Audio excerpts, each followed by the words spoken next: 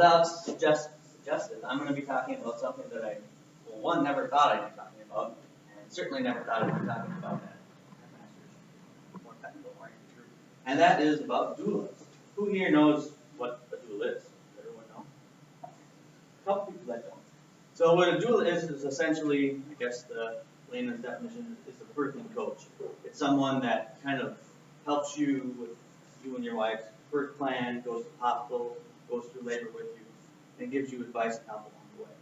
So when I first read about this, I had friends who told me, oh, you have to get one, you have to get one. It's so great. I'm like, oh, what is this hippie crap? Much like your cleanses.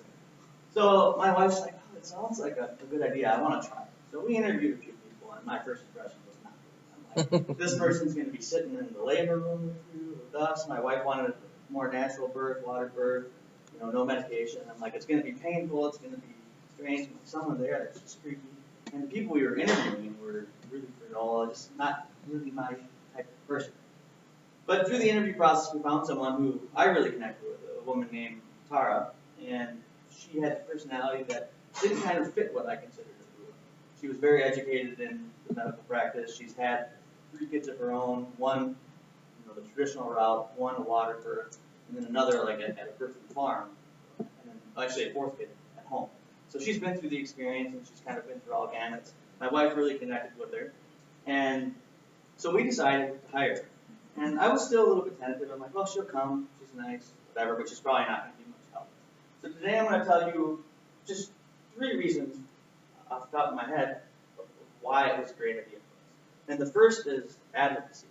When you go to a hospital, even if you go to like a midwifery place, like we went to Methodist Hospital, we used the midwives, there's still doctors. There's still doctors around, and they still have their general use cases for problems. Something happens, they have a path they follow, and they kind of expect you to follow suit. And if you don't, they put a little pressure on you, right? They have insurance to deal with, and you can get you out of there quick, even if you go to some of the lesser traditional models. What a doula will help you do is come up with a birth plan. You know, my wife wanted all natural, no medication, water birth, very low intervention.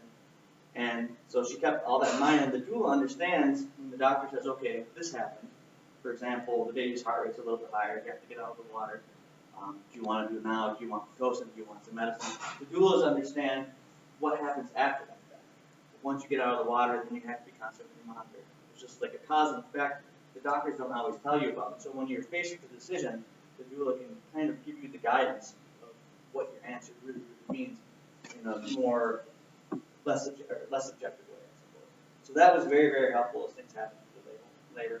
The second is if you interview enough doulas, you can find some of them have different skill sets. The one that we interviewed was certified in something called spinning babies. I had never heard of it, but it ended up being extremely important for us. My wife went into labor on Friday morning, and it wasn't normal. Contractions were like 5 minutes apart, then 2 hours apart, then 16 hours apart, and it went on for 3 or 4 days, and it was super painful in her back, and so we would call the hospital, I think she's in labor, should we come in?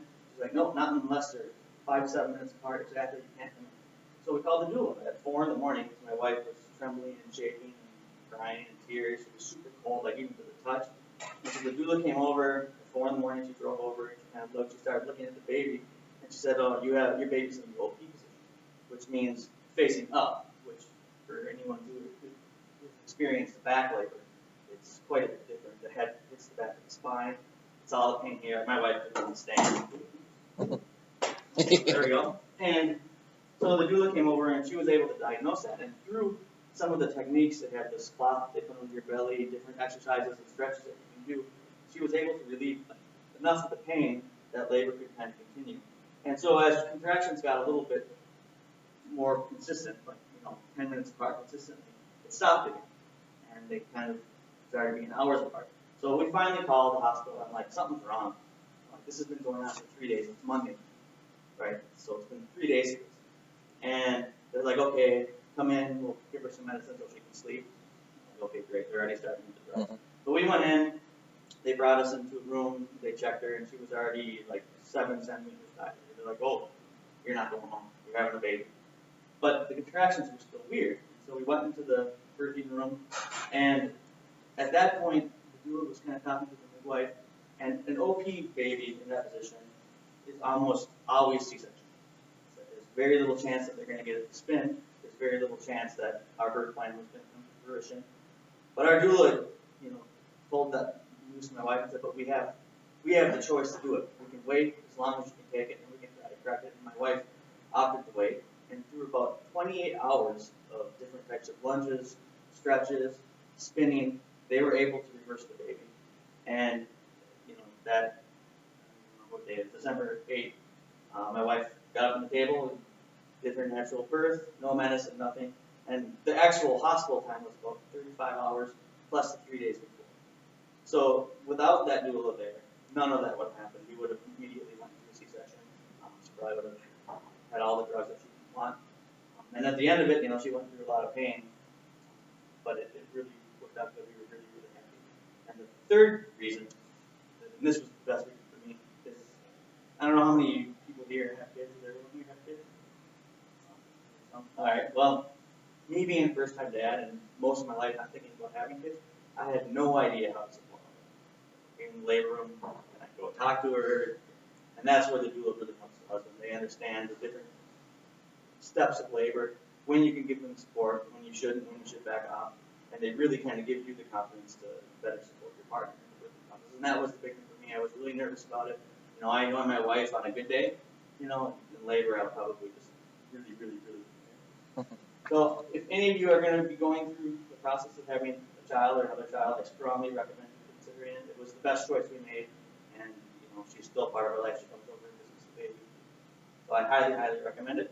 So with that, I will turn it back over to our president and Toastmaster today, Alex.